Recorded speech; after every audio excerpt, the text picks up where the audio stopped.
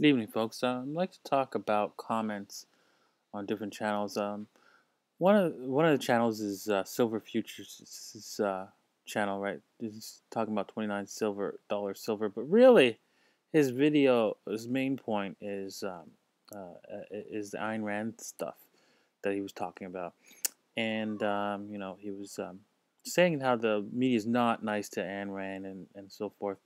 And I noticed how some of the comments I've noticed that there's like this excellent comment. Nothing gets collectives as hateful as someone pointing out that they are not holding the moral high ground, but in fact in the moral sewer being generous with stolen money. And that's so true. I mean, it's it's so obvious, right? That that governments, the collectives vote in governments to take from somebody else to give to them, and to the poor and say, okay, well, this is the right way to do things.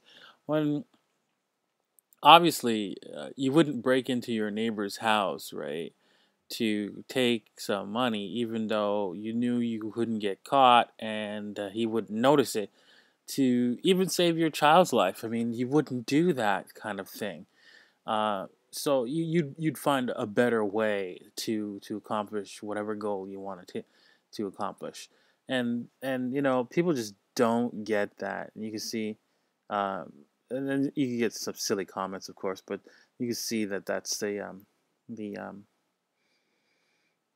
that people just don't understand Ayn Rand, and they try to equate it to bankers, like bankers are are the this is their Bible or something like that, and it is and it isn't, because you see, if they truly believed that Iran would be a gold standard, and they wouldn't try to cheat us, right? Because Ayn Rand says, hey, wait a minute, if you cheat other people, right, that means they have the right to cheat you, right? It's fair, right? And that's her whole objectivism philosophy. It's not about selfishness. It's about not it's about taking care of yourself first, but not doing it in such a way that would harm somebody else, right? So I don't understand how you can't agree with that philosophy. I think where Ayn Rand makes a mistake, though, is that because she's not perfect, right? Nobody is. Where she makes a mistake is by condemning objectivism. I mean, collectivism altogether.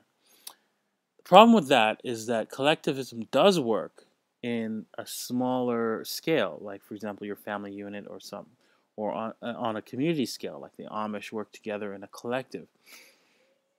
And generally, we all work together in a collective to better ourselves, and we sell something that's positive that somebody can use and improve their lives in that collectivist um, area. So the problem with expanding collectivism is that it breaks down as it grows, as the politics grows larger, and it becomes difficult to make changes, and that's where collectivism breaks down. So another channel that I'm on is I recently got banned from is the Minister of Truth here, and he banned me because I made a comment that he disagreed with, and that's fine. I'm not too upset about it. It's unfortunate. I'm not saying don't go to his channel. If I think he's what he provides on his channel is very worthwhile information, and I just I had one point that I wanted to discuss. Thought I could have a discussion with him, but obviously I can't, and I never will. But anyways, I said that that can I be honest and not get banned, and I said that I tried all my life to figure out who Jesus really was, and I have to agree with the evidence that Jesus was just a man with a good idea. It turned into he was turned into a god because history shows that gods and religion last longer than ideas and truth and wisdom.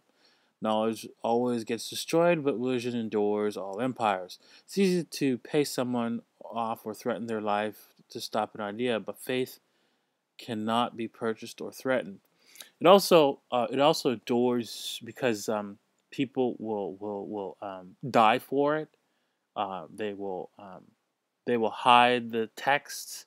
They will do things, and that would be detrimental to their life, to protect religion. And this is why it endures through history. And because of that, that's a great way to store knowledge through thousands and thousands of years. And as you can see, the Bible has worked effectively at doing that. If you, I also mentioned, if you strike faith down, it'll grow more powerful than you can ever imagine. In the Roman empires, they figured that out to after a while, after killing a bunch of Christians, and then they realized, oh my gosh, we better turn into Christians ourselves, right? I mean, this is not going to work, right?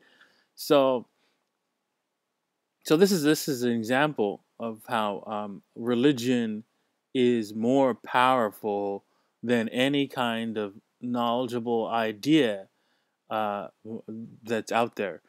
Faith, it cannot be destroyed. You cannot kill it. You can't ignore it. You can't destroy it.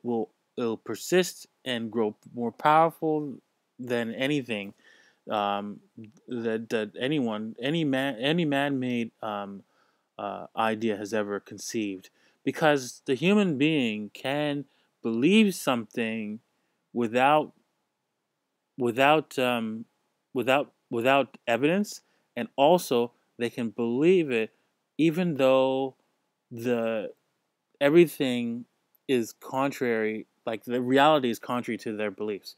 A human being can believe that life is great and not eat, and not feel the pain of reality of the food that they're not consuming any food, and they can believe that in their mind. They have the power to believe that in their mind, that they're going to be okay, and continue until all, even though all the evidence around them is showing them that they're wrong.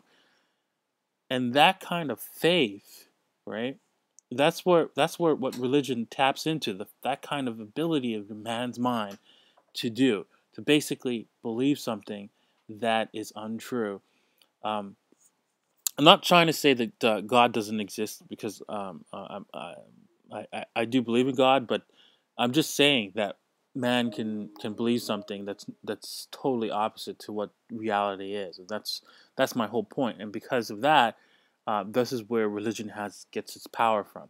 So that's my point for the evening. Thanks for watching.